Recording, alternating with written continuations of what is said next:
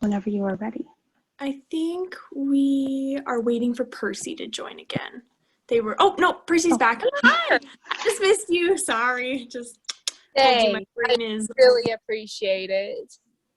glad you are. Woo. Okay, you ready? Yeah. All right. So anyone who has the PowerPoint, feel free to follow along. But obviously, yeah, do whatever. Okay. So my name is Kara. I'm the I'm the primary nurse with the Iris Clinic, and so I'll just tell you a little bit. So the Iris Clinic is a part of Community Health, which is just a clinic in like the northern part of Rapid. And so we have a lot of different things we do, but a small part of it is Iris. And so that's specifically for LGBTQ youth up to the age of 21. So the provider with that is Dr. Amanda Deal. She's amazing. And so we get to do a lot of just like kind of sensitive care, but as well as we have connections to other resources in the area. We work with an endocrinologist or a couple to do like initiating hormone therapy and puberty blockers and all of those kinds of things that not a lot of people in the area are doing. So we meet 2 days out of the month, and then I'm there. I work full time with the clinic, and so I'm there all the rest of the month to do whatever is needed. Yeah, hi, I'm Percy. I'm just kind of here. I'm just here and I'm just queer. So I go to the Iris Clinic. That's how I know Kara. And yeah, that's really all I have to say. And we should say we both use they, them pronouns. So, yeah. Cool. Okay, I think we're ready for the next slide. All right. Okay. So, disclaimer. For one, of course. So today we're basically going to give you a crash course on everything LGBTQ. If you're not a member of the LGBT community or a very knowing ally, you're probably going to be confused, which is absolutely 100% okay. Please ask questions. I encourage questions. I really want questions. I want you guys to be able to feel like you can ask questions. Just remember, it's an opportunity to learn about respect and what people need. So first of all, let's just establish that gender identity and sexual orientation are different things. Gender identity, sorry, I didn't mean to, yeah, I forgot to say next slide. Oh, please go. Thank you. Gender identity and sexual orientation are different things. Gender identity refers to what a person internally feels that their gender is. Sexual orientation refers to who you are attracted to. Some people who do not know this can mix them up, so just putting it out there. Kara, on to you. And next slide, please.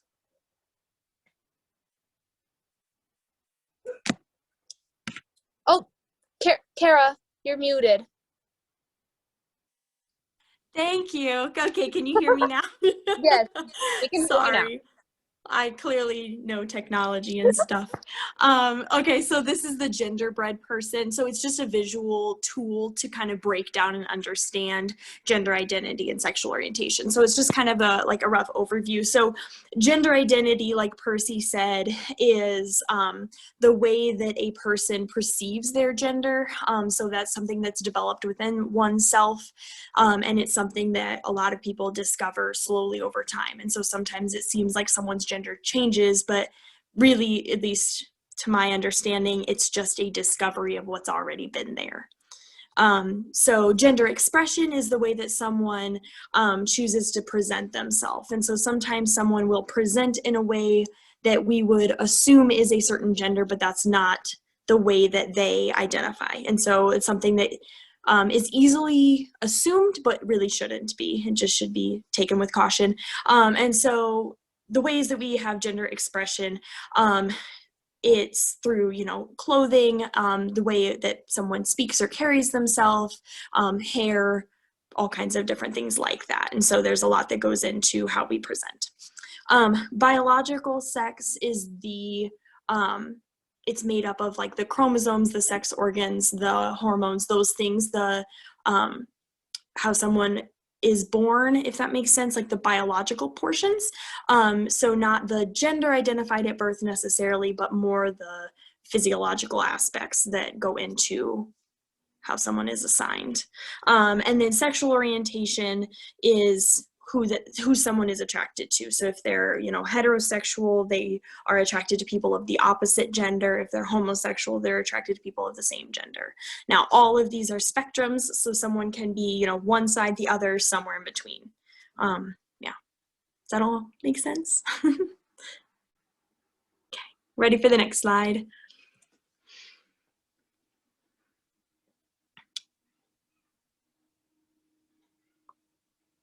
I can't.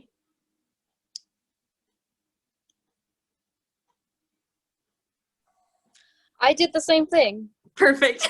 Look at this. So next disclaimer, and hopefully our last, people can use many different terms to describe their experience and how they feel in relation to gender identity and sexuality.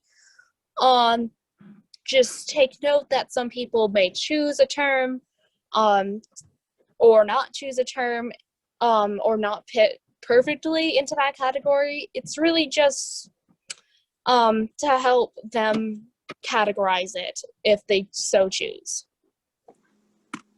Okay, next slide. So let's discuss the big one here, gender identity. So it's one's innermost concept of self. It can be male, female, a blend of both or neither. And it's how an individual perceives themselves and what they call themselves.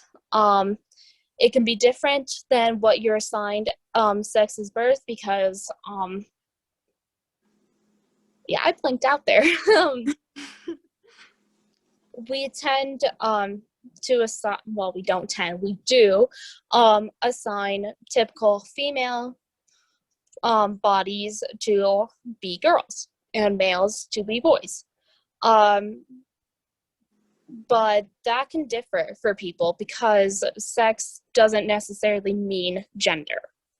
Okay, so next slide. So gender dysphoria is something very common with trans people that is described as, well, first of all, is in the DSM-5, so it's something you can diagnose. It's described as the discomfort or incongruence of one's gender identity and their biological characteristics. For some people, being misgendered, if a trans woman, so someone who was born, say, a male, transition to female, may feel something very uncomfortable. For some people, they even have a physical reaction to being called he, which is falling under social characteristics. Trans people often, well, make efforts to pass as the gender identity as the culture they are in perceives it. That can include physically modifying themselves by binding or getting surgery, any of the other things listed. This also gives trans people a sense of belonging and own comfort in their bodies that their mind doesn't necessarily connect to. Kara, was that good? Yeah. Okay, next slide, please. So like I may have said, I did say before, pronouns and names, if it's a safe location, because some people are not too fond of that.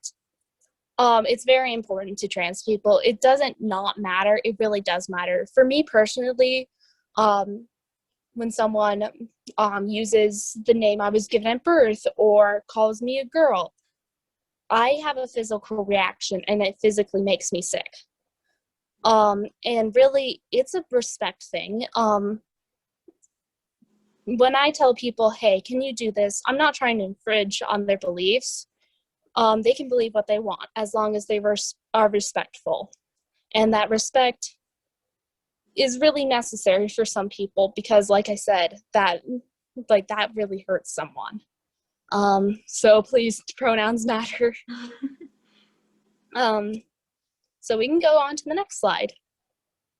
Here's the big crash course that none of you, some of you, excuse me, might get lost. But if I go too fast or you're confused on something or want more elaboration, just turn on your mic and just say something. I will hear you.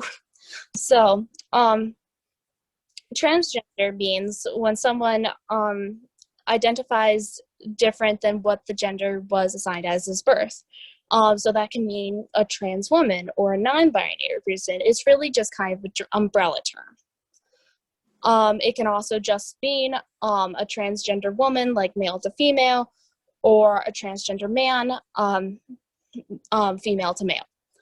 It's both an identity and an umbrella term. Two-spirit refers to a term for Native American people that, Kara, do you know how to explain that one better? Yeah, so two-spirit is a term that has been used within Native American communities and culture to describe someone who like walks between the genders. So someone who carries gifts of both. And so someone who is transgender or non-binary who doesn't conform with male or female. I guess it's a Native American way to, I don't know what the right word is, not classify, like description, maybe adjective for it. Go ahead. From the two-spirit people I know, they just describe it as they feel like what we would define as non-binary, but in a more cultural way. Please don't quote us on that. The best description we can get as non-native people. Okay, so I'm just gonna move on. Cisgender refers to someone who identifies as what they were assigned as birth. Pretty straightforward. Non-binary refers to someone that doesn't define their gender as either definitively male or female. And that can mean a lot of things for different people. It's not just one set thing. It can be fixed or it can be fluid. But otherwise, it's just not definitively male or female.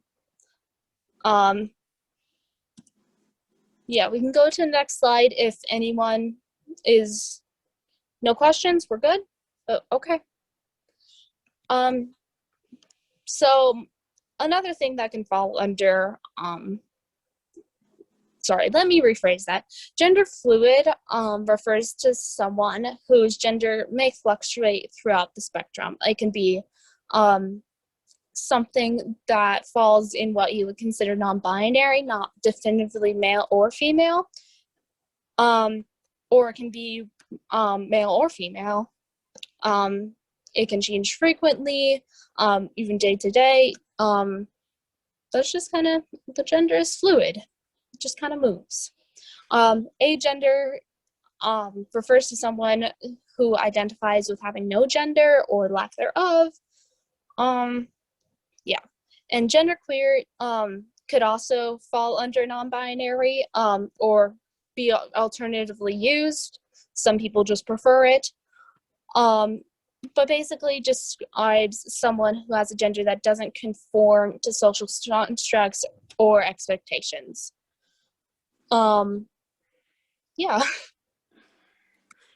All right, what questions do you have? Are there any clarifications you need? No. We can even put it in the chat if you don't want to speak. Reasonable. I guess I have a question. Yeah. So is Two-Spirit mostly just for Native Americans? Like Yeah. that's where it was popularized? It's exclusively Native Americans. Oh, Yeah. So no exclusively. who's not Native should call themselves Two-Spirit.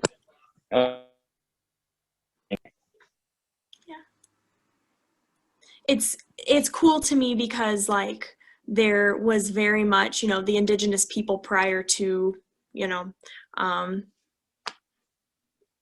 English people coming in, I guess is the right way to say it, prior to other people coming into the, like, this land, already had these understandings and, you know, language to describe it. I think that's really cool, just as evidence that, like, you know,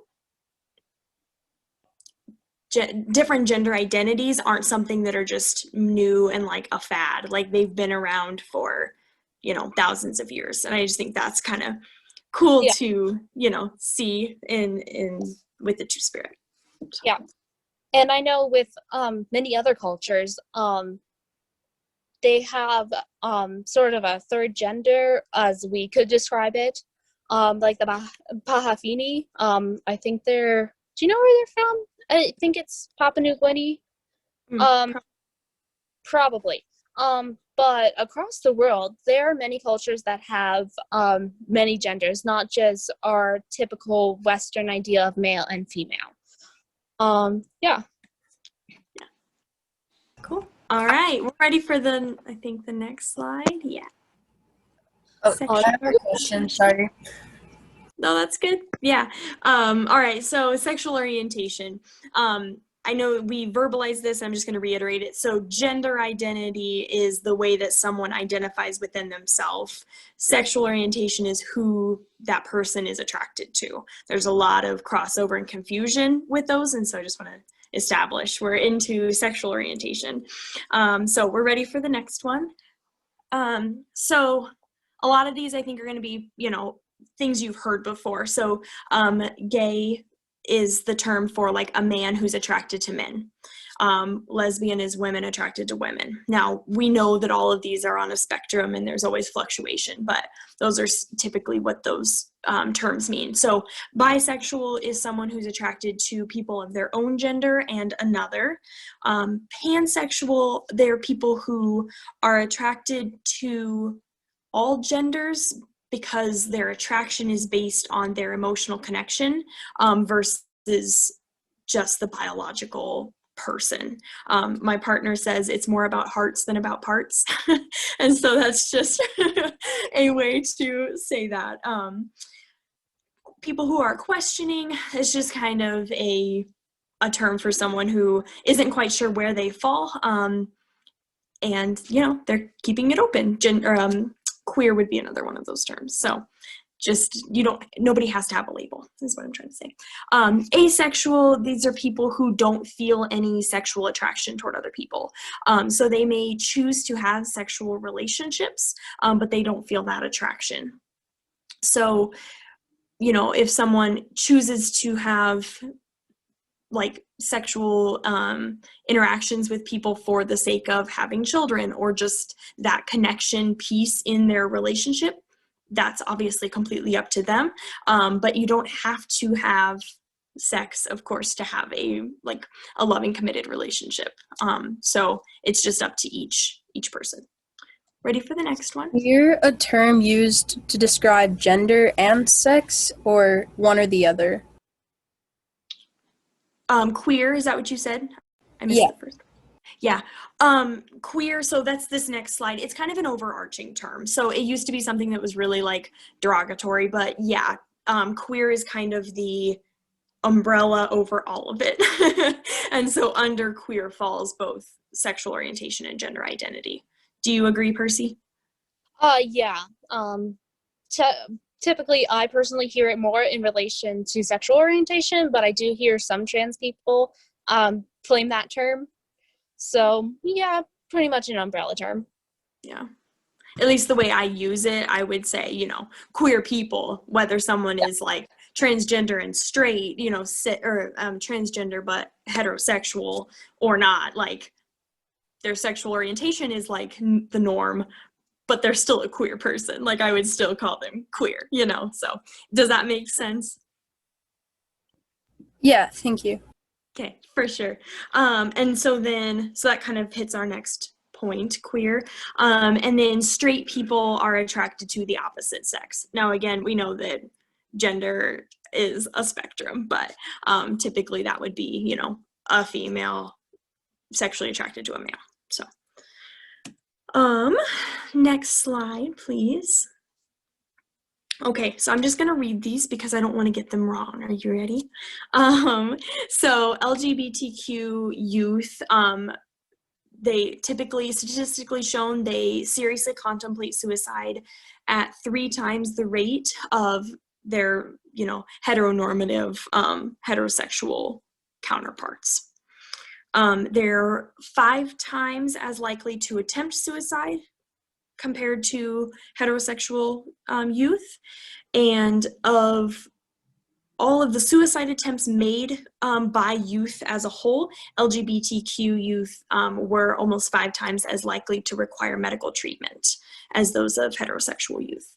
And then when an LGBTQ youth comes from a rejecting family, which sadly is more common than it should be, they are 8.4 times as likely to have attempted suicide as those who report like no level of rejection or, you know, support within their family. So all of this basically to say, studies show that having even one supportive person in someone's life really reduces the risk of them attempting or, you know, following through, like, you know, succeeding with suicide.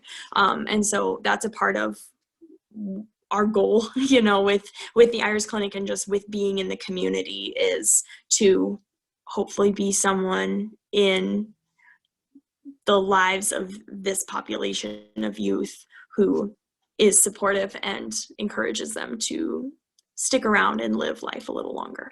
So does that make sense? Yeah. Cool. And so then really just, as we said before, all of this just boils down to respect. And so if you can ask your patients their preferred names and pronouns, do. Now, I get that that's not always going to be possible because, you know, when you, as like, you know, as emergency care, wow, technicians, thank you, there we go. As, you know, emergency care people, you guys are going to come onto a scene and it's very likely that you're going to find someone who's unconscious or just unable to speak for themselves or, you know, any of the other things. And so as you are able to, asking pronouns, asking preferred names, all of that is amazing. And then just do your best to use them in the situations when you don't know or you can't ask. If you are able to start to integrate just gender neutral kind of language, you know, instead of asking like ma'am or sir, you know, using the person's name that you were able to get, or just addressing them. I guess I don't have, I had it in my brain as a good alternative. Percy, can you help me? Y'all. All right, I suppose that would work. Or just don't address them just by a title. You could just say, hey, are you? Just utilize the pronoun you. Yeah, that's my tidbit. Yeah. Ultimately, though, just the thing that I hear most consistently is as long as you are addressing someone with respect and doing your best, there tends to be a fair amount of just grace. And so be patient with yourself as you're trying to learn new things and integrate new things. If you mess up, just apologize and continue. Yeah. Yeah. Go ahead. You forgot to mention, some circumstances, the biological sex. Yeah, please. Is important for medical care. Just try to separate that if possible. Definitely, I'm not saying you have to do this. There is forgiveness. As long as you are trying and being respectful to your patient, that's what matters. Obviously, if I were in some situation, I would, and I was able to speak, I'd really appreciate being asked, hey, what are your name and pronouns? But if the situation related to something biological that they needed my biological sex for, which would be female, that's understandable. Yeah. As long as you don't call me ma'am, on purpose. Yeah. Or if you slip up, you guys try and get what I'm saying? Kara is much more qualified for this. No, but it's good. Like, I'm so sorry that I'm not communicating very well right now. It does, again, as with everything, just come down to maybe meeting the patient where they're at. So not necessarily even treating them how you would want to be treated, but doing your best to be involved in meeting them where they are. And so if you're able to just be like, hey, this is my name, what do you like to be addressed as? It's the same with anybody who would prefer to go by a nickname. I guess thinking back to a recent event I had, I was, taken by ambulance, and I don't think I was ever addressed by anything but it's okay. Like, we're going to get there. Like, I don't think I was ever addressed by ma'am or sir or any of that. And so I think that it's possible, although maybe difficult, but just something we can kind of integrate, if that makes any sense. Is anyone, are you guys good? Not quite. Yeah. So then, go ahead. I think it's time for questions. Yeah.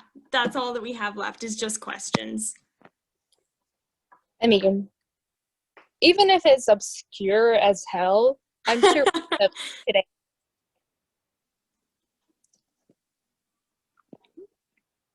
So I have a question, especially Kara, with you working at the IRIS clinic, is what sort of challenges do the LGBTQ community face in healthcare that maybe us being, or not all of us, but myself being cisgender, may not, be more familiar with, and what kind of roadblocks do they have to take to actually become more their true selves?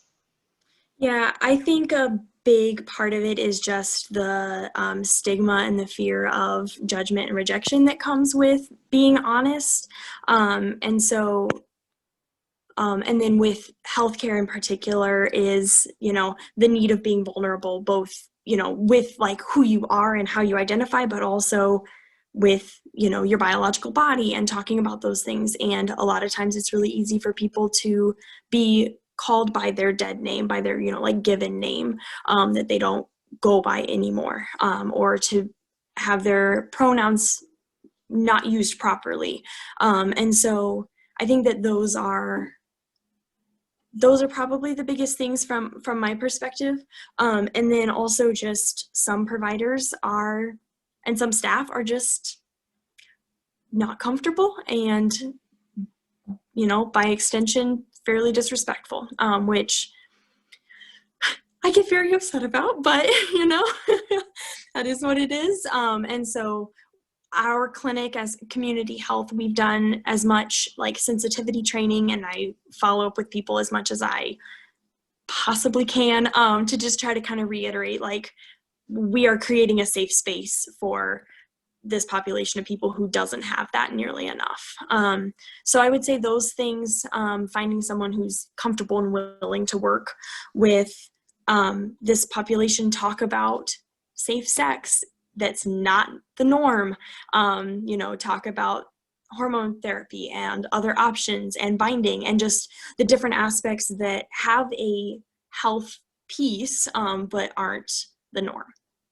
Does that make sense? Yeah. Cool. Percy, is there anything you would add?